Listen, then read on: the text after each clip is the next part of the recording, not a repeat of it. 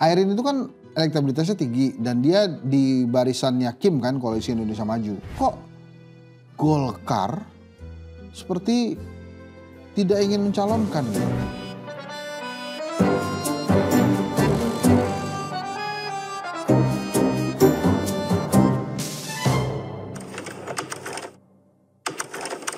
Kita ke Banten ya.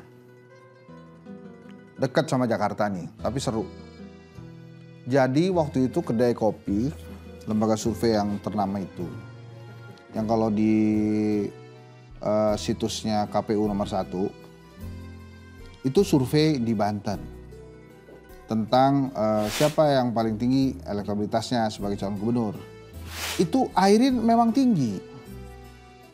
Itu kalau head to head dia bisa sampai 60%-an lebih, hampir 70. Nah sementara lawannya Pak Andra Soni ini mohon maaf kecil. Di bawah banget jauh. Kalau saya tidak salah waktu itu masih 6%-an. Jadi jauh banget tuh. Nah sehingga pada saat itu timbul pertanyaan di diri saya. Ini kenapa kemudian kok Golkar seperti tidak ingin mencalonkan gitu. Tapi waktu itu dibantah juga oleh petinggi Golkar kalau nggak salah Bang Doli sih. Bang Doli ngasih terus tuh peluang untuk Airin supaya bisa dicalonkan. Jadi gini ya. Mau dengarkan ya, bisa cerita sedikit nih. Airin itu kan elektabilitasnya tinggi dan dia di barisannya Kim kan, Koalisi Indonesia Maju. Waktu itu Pak Prabowo malah sudah sempat sounding tuh, udah pantas belum jadi gubernur gitu kira-kira lah. Terus Airin begini. Tuh.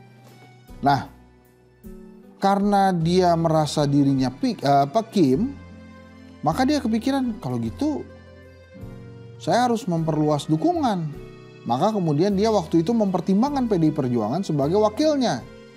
Yang dilirik adalah bukan Rano Karno tapi Ade Sumardi, ketua DPD PDI Perjuangan Banten.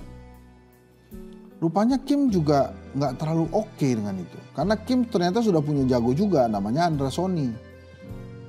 Kemudian dipasangkan Andra Soni dengan jago PKS namanya Dimyati. Nah mulailah ini drama-drama berlangsung. Jelang pendaftaran ada deklarasi yang dilaksanakan oleh PDI Perjuangan. Jadi dia mendeklarasikan pasangan-pasangan yang akan maju di Banten, termasuk kabupaten kota. Jadi yang tinggi-tinggi suaranya tuh di Banten ya Airin Rahmidiani, terus ada Sahrudin, kemudian ada Andika, bukan Andika Perkasa, ini Andika Hazrumi, terus ada Ratu Ria, ada Bang Fitron. Nah ini orang-orang bagus di Banten. Dideklarasikan tuh. Kan kita bertanya-tanya kok PDI Perjuangan. Besoknya Airin hadir tuh. Di acara PDI Perjuangan ada Bu Mega. Dipanggil-panggil lagi namanya Airin. Airin. Oh, itu kan dipanggil ya. Masalah itu ditunjukkan nomor 2 yang penting dipanggil ya. Airin, jawab yang keras. Wah. Tapi itu menimbulkan pertanyaan kok Airin jadinya PDI Perjuangan. Sementara di hari yang sama Golkar, partainya Airin itu memberikan rekomendasi kepada Andra Soni. Kan kembali lagi bertanya-tanya kok gitu. Kan yang tinggi Airin, Golkar. Sempat waktu itu bertanya-tanya kan. Tapi pendukung-pendukung Airin sudah merasa nyaman tuh. Yang penting Airin punya gerbong dulu lah untuk maju ke Banten. Bapak Bahlil, ketua umum yang viral terus itu. Sejak jadi ketua umum Golkar tuh viral mulu tuh Pak Bahlil tuh. Yang pertama, Raja Jawa. Hati-hati sama barang ini, bisa celaka kita. Terus ada foto-foto gitu. Viral terus tuh Pak Bahlil. Dia bikin keviralan selanjutnya. Dia memberikan rekomendasi ke Airin. Jadi dicabut dengan Sony, dikasih ke Airin. B1 KWK istilahnya, rekomendasi. Jadilah bisa maju tuh. Ada apa sebenarnya di balik pembatalan dukungan tersebut menurut Hensat? Ya nggak pengen kalah aja, bayangin aja di Golkarnya. Kalau Airin ternyata maju dari PDI menang lawan jagoan Golkar. Tuh, yang diuntungkan Golkar apa PDI itu kira-kira? Kan bisa jadi PDI Perjuangan ya. Dan Airin ini udah lama banget jadi kader Golkar. Dia ketua DPC kalau nggak salah, Tangsel ya, ketua di Tangsel tuh, Golkar Tangsel. Jadi memang sulit tuh. Tapi kalau kemudian akhirnya dia dapat sih, memang keinginan warga Banten kelihatannya begitu tuh ya.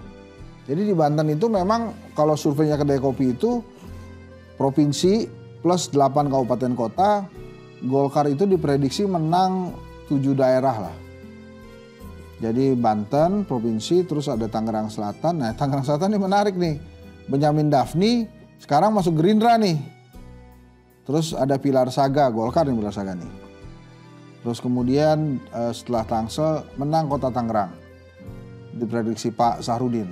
Itu kuat elektabilitasnya. Terus kemudian menang lagi di Pandeglang. Pandeglang itu ada Bang Fitron, itu bagus juga. Terus Kabupaten Serang, Andika Hazrumi, itu tadinya wakil gubernur Banten, itu menang juga. Terus kemudian Kabupaten Tangerang ini juga Golkar ini. Kabupaten Tangerang itu surat rekomendasi Golkar diberikan kepada Maisal Rashid, Gerindra, tadinya Sekda Kabupaten Tangerang, bukan ke Mat Romli yang ketua DPC Kabupaten Tangerang Golkar. Itu Golkar tuh. Jadi selain Airin ada juga tuh yang begitu. Dikasihlah ke Maisal Rashid yang Gerindra. Untungnya Maisal Rashid itu wakilnya Golkar. Intan, adiknya Pak Zaki Iskandar. Sekarang ketua DPD Golkar Jakarta. Jadi ada 2 perahu tuh di Kabupaten Tangerang. Itu juga di surveinya Kedai Kopi menang. Tarung di Kota Serang. Antara Raturia sama siapa saya lupa. Terus Kota Cilegon kelihatannya Gerindra yang menang. Lebak itu kelihatannya PKS yang menang. Jadi dari daerah-daerah yang 8 itu Golkar itu menang 6. Sama provinsi tuh, yang lainnya tarung.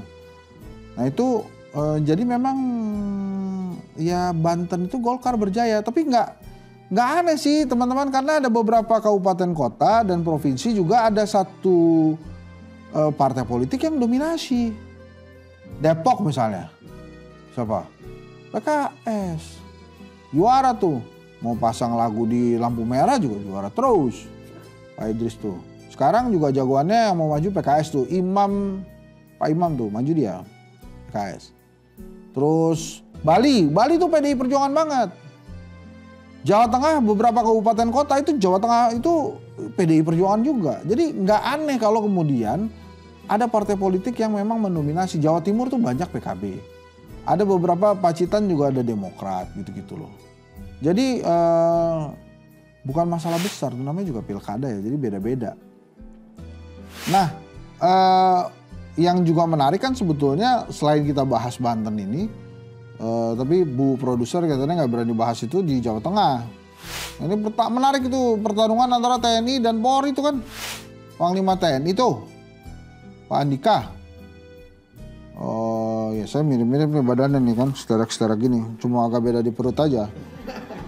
Itu Panglima TNI, lawannya Bintang 3 Kapolda Jawa Tengah, Pak Lutfi. Mudah-mudahan kesatuannya nggak ikut-ikutan ya, jangan apa ya, udahlah itu sipil tuh urusannya. Itu kan juga bikin deg-degan tuh sebetulnya. Jadi memang, nah gitu tuh, jadi ceritanya Banten tuh emang agak drama-drama lah. Nah, tapi kelihatannya per hari ini sudah clear ya, Airin Ade Sumardi melawan Andra Soni Dimyati. Tinggi banget emang, tapi ya namanya sebuah kompetisi ya, nanti ujung-ujungnya bisa kita lihat yang menang siapa. Tapi ya itu tadi, karena ini pilkadanya serentak, nggak bisa ada bantuan. Jadi kalau Banten ya Banten, jadi Lebak ngurusin dirinya sendiri, Tangerang ngurusin dirinya sendiri, Tangsel ngurusin dirinya sendiri gitu. Nah menariknya lagi memang ada desas-desus. Si Banten ini akan ada pemekaran. Jadi ada Gubernur Banten, Provinsi Banten, ada juga Provinsi Tangerang ya. Jadi siap-siap, jangan tinggalin di Tangerang, dia akan jadi provinsi baru. Provinsi Tangerang. Lo tinggal di mana? Tangerang. Yang provinsi atau kotanya? Itu agak lama. Tapi kita, soalnya Tangerang itu ya, itu mungkin provinsi yang gimana ya, namanya sama-sama tuh. Provinsi Tangerang, Kota Tangerang, Kabupaten Tangerang, ada lagi Tangerang Selatan. Terus ada lagi Tangerang Kalideres. Bukan, itu jurusan ya. Bukan. Jadi susah. Nah, itulah. Jadi gitu ya teman-teman ya, yang terjadi di pilkada-pilkada kita. Nanti kita akan ketemu lagi di Satgas Kritik selanjutnya.